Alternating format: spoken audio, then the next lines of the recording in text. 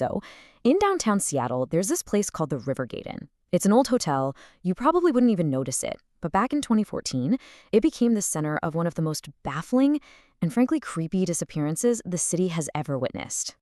And those were the last words anyone remembers a man named Evan Miller saying. It's a kind of cryptic thing you hear in a movie right before the story kicks off.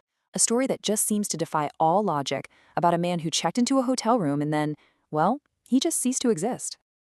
All right, so let's set the scene. It's October 2nd, 2014. A 29-year-old journalist named Evan Miller walks into the Rivergate Inn. Now, the receptionist later told police he seemed really on edge, constantly glancing over his shoulder like he was being followed right before he took the key to room 409.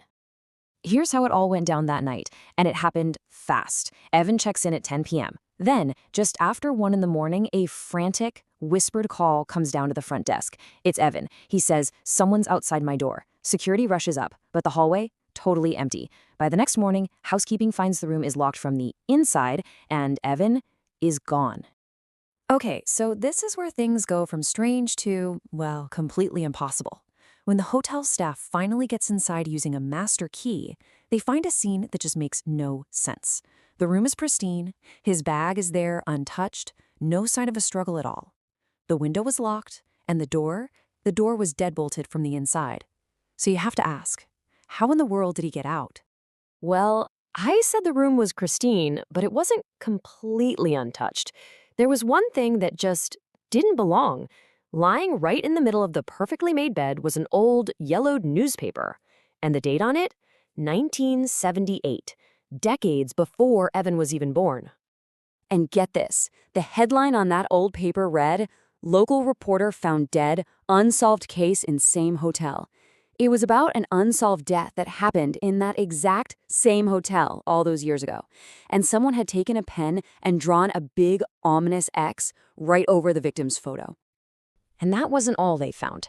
As detectives searched the room, they looked in the little trash can by the desk. And there, they found a small piece of paper, crumpled up and torn, like someone had ripped it up in a hurry. Just 4 words were scrawled on it, but they were absolutely chilling. "They found me again." This wasn't random. That feeling he had at the front desk, that someone was after him, it seems like he was right. But the question is, who are they? And how did they find him in a locked room? In any modern investigation, security cameras are usually the key. They're the silent witness that tells you everything, right? The Rivergate Inn had cameras everywhere, so tracking Evan or anyone else should have been easy. But what the footage showed, well, it just made everything even more impossible. Okay, first up, the elevator. The police combed through the logs and the footage for the critical hours between midnight and 5 a.m. The result? The elevator never once stopped on the 4th floor, so no one came up or went down that way. All right, so maybe he took the stairs? Nope. Police reviewed hours and hours of footage from every stairwell camera. And nothing. Absolutely no one used the stairs during that time. And just to make absolutely sure, they checked the main lobby cameras.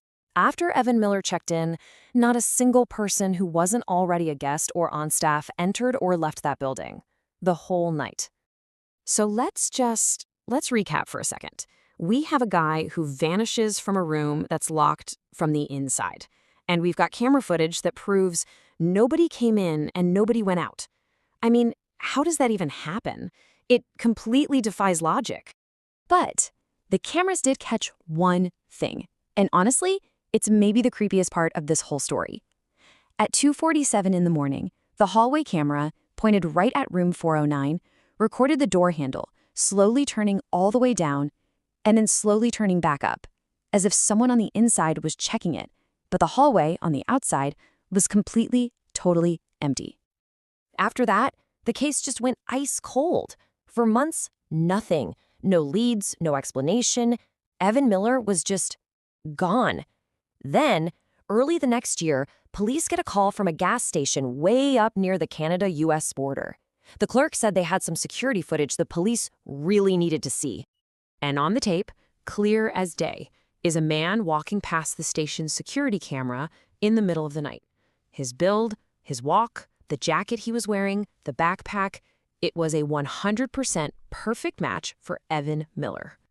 But then, just as he's about to walk out of the frame, he stops. He slowly turns his head, looks directly into the camera lens for a few seconds, and this small, almost knowing smile spreads across his face.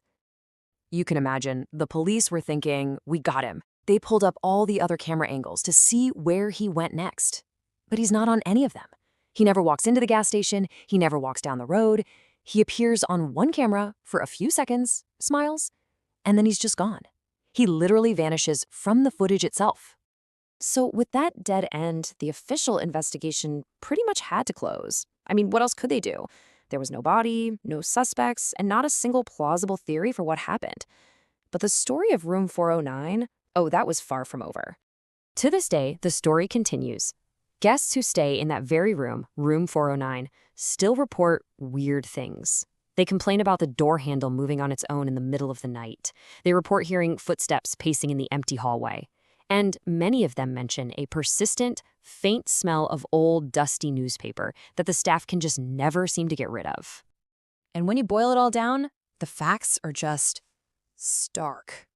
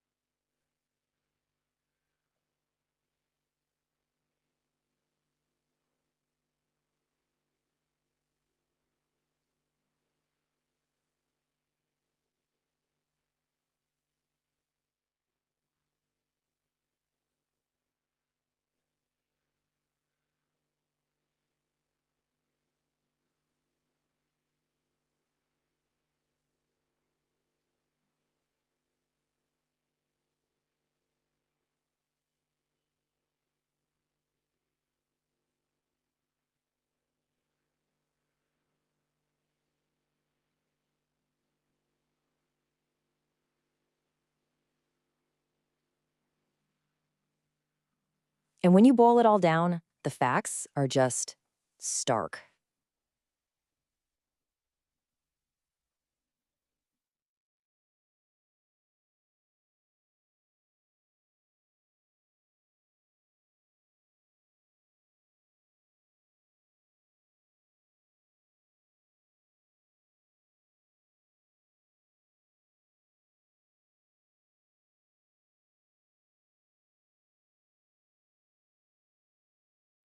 And when you boil it all down, the facts are just stark. And so we're left right back where we started, with those haunting final words.